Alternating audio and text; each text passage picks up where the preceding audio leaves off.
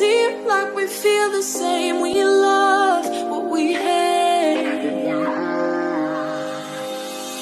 We lie, but we know we can't widen. How to see beyond and do not let the human reasoning set the limits for your life.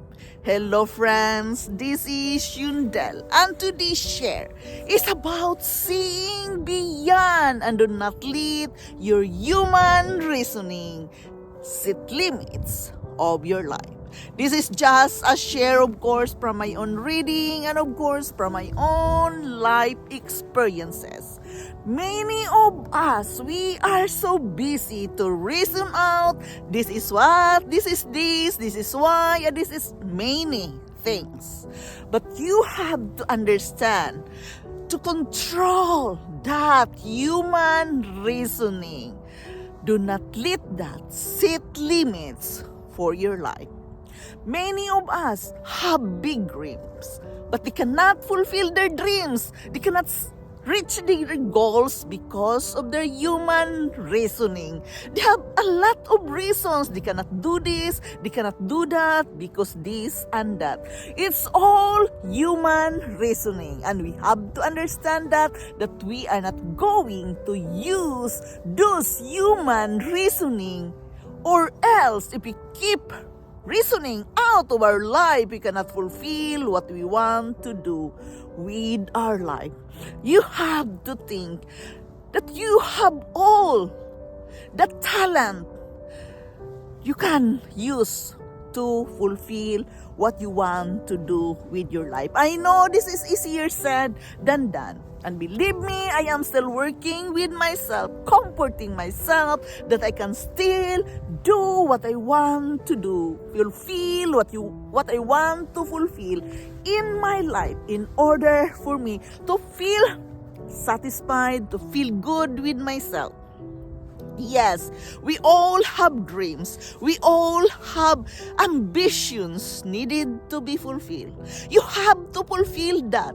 You must not go to the grave with unfulfilled dreams, with unfulfilled goals. You have the capacity to do that when you don't work out with your human reasoning. You cannot really succeed because there's always a reason why we cannot do this. There's always a reason and hindrances, or we are making hindrances so we cannot reach our destiny. All our dreams is just here in mind, and without action we cannot reach our dreams or goals if it is just there. We have to take action. We have to do this and that. But believe me, in my own life experiences, I always take that to the Lord in prayer, because I know with Him, He will give me the strength, He will give me the inspiration, He give me what I need to do what I want to do. When I am talking about dreams or goals, it's not just about money, because when we are just thinking about money and money all the time, remember, you cannot take the money with you in the grave. Remember that the money can give you comfort here on earth, but you cannot take that with you on earth. But when you can fulfill your dreams with the right fulfillment, that you did that because you love that, you're giving satisfaction to yourself, really you feel good and satisfied with yourself. So there is a thing you have to do. You have to prioritize your life.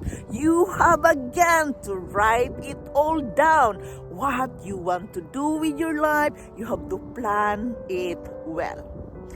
Planning is a must if we really want to do what we want to do and fulfill with our life. And look and see beyond what you can do. Do not limit yourself. You have all the possibilities you can use, you can think of, that you can reach your dream. So Yes, for me, I am already satisfied. I am in good health. And why is that? Because I am struggling with fibromyalgia in many years. So just the moment, one day without pain of my body, I am satisfied already. Yes, it is a priority to have our good health, because if health is also a hindrance to what we want to do with our life, when we are struggling with poor health like me. But I keep inspiring myself to just be who I am, be content of what I am accomplished today, and I feel satisfied at the end of the day that I do what I want to do today, and very grateful at the end of the day. To see beyond, and do not let your human reasoning set the limits of your life. We must understand what is written in Matthew 19:26, as Jesus said, "Look at them intently and said, human speaking, it is impossible, but with God, everything is possible." Many people have limited mindset because of their logic. But logic can be a dream stealer. If you look at your life situation only from a human reasoning, only for a human point of view, what you can do, your reasons, your connections, your experience, you're going to miss the greatness God put in you. The promise that God has put in your heart, what He's whispered to you in the night, may not seem possible. All your logic says there's no way, it's too big, it will never happen, I cannot make it to fulfill my dreams. Yes, that's logic.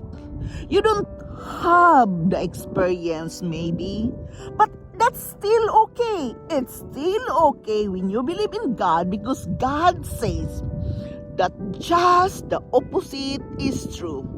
That with God, all things are possible. We have to create our own question to make it true. To see beyond, we have to question ourselves and be willing to answer it, so you can analyze your life, what you really want, and how can you move forward to the next level of your life. Probably you have to ask question to yourself, that are you going to let your human reasoning, what you can see and what's natural, set the limits for your life? Or are you going to see beyond the logical? Are you going to believe that the all-powerful creator of the universe, God, who flung stars into space, the God who part Red Seas, will make a way where you don't feel you says away? You have to understand, when you believe in God, that He has all the power. He has the creator of the universe for reigning and sovereign over our life, and as the one who makes all things possible. There are things in our life that we want to see change that seems unchangeable. But if you trust God and believe in Him, you will make a way for it. For me, in my own life experiences, I learned to see beyond what I can do. When you believe in God, when you do the prayer, the meditation, you trust Him.